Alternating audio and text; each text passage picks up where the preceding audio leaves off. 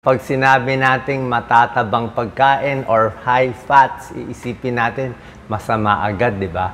Pero baka iba yung taba na iniisip nyo. O, tingnan natin ha. Merong mga high fat foods pero healthy pala. Okay? Number 1, taba ng isda. Di ba? Sinasabi ko sa inyo, ang delikado lang, yung taba ng baboy, sinigang na baboy, taba ng baka, yun ang mas masasama. Pero kung mga bangus, yan, tuna, taba ng isda, healthy po yan. Ibang klase kasi po yung taba niya. Pag sa isda naman, omega-3 fatty acids. Okay, mas maganda yan para sa puso. May pag-aaral ang omega-3 fatty acids, maganda sa tibok ng puso, maganda sa triglycerides, sa cholesterol, maganda sa utak, pampaganda ng blood flow, maganda sa diabetes, nakakabawas ng heart disease risk. Maraming klaseng isda, pwedeng tuna, sardinas, salmon, mackerel. Okay, wag lang masyadong maalat. Okay? Omega-3 fatty acids. Ngayon, kung talagang mahal ang fresh na isda, yung mga delatang tuna, delatang sardinas, pwede na rin. Medyo maalat lang, pero pwede na rin po yun. Yan, tulad ng salmon. Diba? Mahal ang salmon eh. Pero napakaganda niya. High quality omega-3 fatty acid, 17 grams of protein. Ang isda, mataas sa protina. Kailangan natin protina, pampalakas ng muscle. Pag tumatanda tayo, nanghihina tayo. Yan, oh. Sardinas, ang taas din ng protein. 15 grams of protein, 125 calories lang. Low in saturated fat. Yung masasamang taba, mababa siya. Yung mabubuting taba, yun ang gusto natin. Mataas din siya sa vitamin B12, vitamin D, and calcium. Calcium, di ba? Sa sardinas may calcium para sa buto natin. Tuna, ang taas sa protein, no? 42 grams of protein. Napakaganda.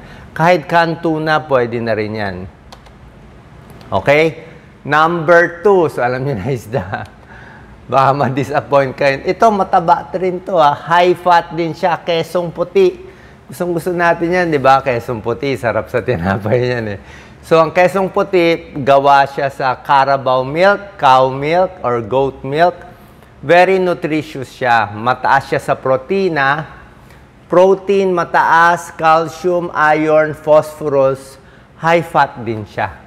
Okay? Pero hindi masama yung taba niya. White cheese or yung regular na keso, pwede rin, di ba? Ang keso, meron siyang calcium, vitamin B, phosphorus para sa buto. Meron din siyang protina, di ba? Parang gatas din kasi siya. Di ba yung gatas, healthy naman ang gatas eh. Yan. Pero ang problema lang sa keso, maraming klaseng keso. May keso lang na, sa pagkakaalam ko, medyo commercial na masyado, na baka matamis o ano na yung pagka-process eh. So, pipili pa tayo na mas magandang quality na keso. Health benefits of cheese, syempre may calcium para sa buto, may protina para sa muscle, maganda sa tiyan, at depende rin, baka okay rin naman sa puso. Depende sa quality ng cheese. Number 3, high fat to. Avocado, fatty siya eh. 80% fat siya. Pero ang taba ng avocado, di ba pag kinain nyo, very oily siya. Iba yung taba niya, monounsaturated fat. Ang ayaw natin ng taba, ang taba na ayaw ng cardiologist, tulad ko, internist cardiologist, ayaw namin saturated fat. Ang saturated fat, yung pork chop, yung sinigang na baboy, yung lumulutang. Yan ang ayaw natin, yung sa adobo na taba, sa pork chop, sa steak na taba. Yun ang iniiwasan sa mantika. Yun ang saturated fat. Pero itong ibang klaseng fat, yung mga unsaturated fat, monounsaturated fat, oleic acid, mas healthy to. Diba? Katulad nito, avocado, diba? Prutas to, diba? Anti-inflammatory pa, may lutein para sa mata, may potassium din ng avocado, napakaganda. Okay, healthy po siya. Huwag lang masyadong maraming asukal ilagay, konti lang. Avocado, cholesterol-free, low sodium, high fiber, at saka good fat siya. Good fats ang meron siya. Ayan o. healthy dose of monounsaturated fat. Mas maganda pa nga sa cholesterol. Hindi ito yung bad fats. Yan, maraming benefit. Number 4, itlog. Okay, may taba ang itlog. Sana taba yung cholesterol sa gitna ng egg, di ba?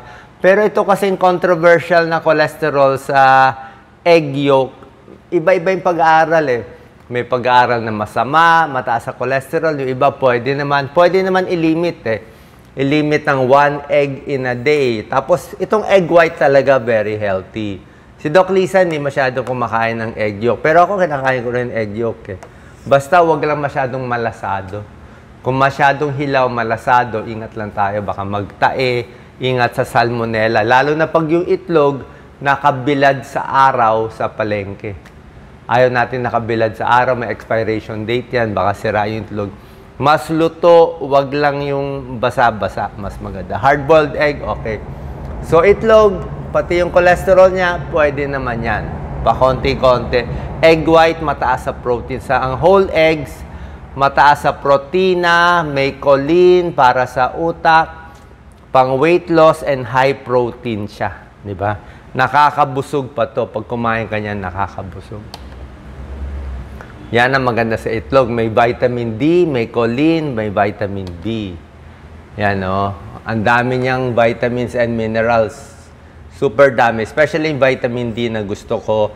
May choline siya, may omega-3, may omega-6, may vitamin K pa siya. At may iron pa siya. Ano, matataas yung mga value niya. 10% daily needs. Number 5, ito fatty to. High fat to. Dark chocolate. Hindi siya milk chocolate, hindi siya white chocolate, dark chocolate. Dapat at least 70% cocoa. Ang kinakain ko nga, mga 80% cocoa eh. Pag kinain nyo to, maano na siya, mapait na. Mapait, parang very rough na, hindi mo na malalasahan yung tamis. I'm sure yung bata, baka hindi nakakainin ng mga bata to. Pero yun ang healthy eh. Itong cocoa eh, di ba? Parang gulay yan eh, cocoa. And dark chocolate, marami siyang antioxidant, marami siyang resveratrol, maganda siya sa puso. So, basta dark chocolate, 70% cocoa or more, mapait siya, healthy siya para sa atin. May iron, may magnesium. Meron lang tayong issue sa dark chocolate. Ang pag-aaral sa nakita ko, ang recommended lang per week, sa isang linggo, pwede mo kainin mga 45 grams lang. Pag kinain mo 100, yung malaking bar na ganyan, yung normal bar na ganyan, 100 grams yun. Eh. So the point is, yung ganong kalaking dark chocolate, kalahati lang kakainin mo nun sa loob ng isang linggo. So every day, ang makakain mo siguro, 2 maliit na maliit lang. Baka ganito lang kaliit. Okay, 10 grams ka lang. 10 grams lang per day. Maliit lang ang 10 grams. Halos 2. Maliit lang. 45 grams per week. Yun ang may benefit sa'yo. Ngayon, pag yung ganong kalaki na 100 grams, uubusin mo isang bar per week, o baka isang araw mo kakainin, o mas marami pa sa 100 grams, mawawala na yung benefit. Mangyayari, tataas na yung calories, imbis na maganda sa diabetes, baka makasama na, imbis na hindi ka tumaba, mas tataba ka na. So, sa tamang dami lang itong dark chocolate. Kaya pagkakain ako, paminsan-minsan lang. Mani, napakaganda ng mani, okay? High fat siya, maraming fats to, ibang klase yung fats niya, oh. Okay, ang mani may healthy fats, protein, fiber, vitamins, minerals, and antioxidants. Kung ganito ang mani, unsalted, yan ang maganda. Walang asin, walang mantika, mas healthy yan. Kahit yung mga nilagang mani natin, kasoy natin, pwede na po yan. Vitamin E, magnesium, para sa heart disease, para sa diabetes. Katulad ng dark chocolate na sinabi ko, konti lang. Ito sinabi ko, mga 10 grams per day or less. Maliit na maliit. Sa mani, ganun din. Healthy siya sa tamang dami. Mga isang dakot lang. Isang platito, isang dakot lang. Siguro mga 30 grams. Mga 30 grams a day na merienda pwede. Hindi rin naman sobra dami. Yung ganun lang. Pwede rin peanut butter. Meron siyang healthy fats. Okay, oily yan eh. Oily din yan. Daming benefits ang mani sa puso, sa tamang dami, weight loss, anemic, sa tiyan, antioxidant, maganda po. Tokwa. Ang tokwa, hindi nyo alam, may fat siya. Monounsaturated fat. Ang tokwa, tofu, polyunsaturated fat. Yung healthy fat. Mataas pa sa calcium para sa buto, mataas pa sa protein para sa muscle. Kaya nga yung mga vegetarian, mga taong vegetarian, kumakain ng veggie meat. Yung veggie meat, yun yung parang unmeat eh. Yung mga hindi tunay na karne, pero ginagawang lasang karne. Yung veggie meat, parang mas dark siya. Kala mo adobo, kala mo karne, pero hindi naman karne. Mahilig ako kumain yan. Meron akong kinakainan dito na mga 7-day Adventist. Yun ang niluluto nila, veggie meat. Masarap siya. Pag kinain mo, para siyang adobo, para siyang barbecue eh. Kasi yung sarsa pareho eh. Tapos hindi pa siya karne. Hindi siya baboy, hindi siya beef. Ano siya, veggie meat, healthy siya. High fat siya. Ano, tofu, high protein pa siya, biro mo. So itong mga protein na binibigay natin, tofu, itlog, high protein siya, isda, high protein, pero hindi siya baboy, hindi siya baka. Nakakaiwas tayo doon sa unhealthy fats. Tofu, weight loss, at iba pa. Taho kasi, healthy yung taho. Ang problema lang yung arnibal. Huwag lang masyado maraming arnibal. Yun ang nagpapatamis. Number 8, kanya-kanyang oil na gusto. Pero ito lang kasi may pag-aaral eh. Maraming pag-aaral kasi sa olives eh.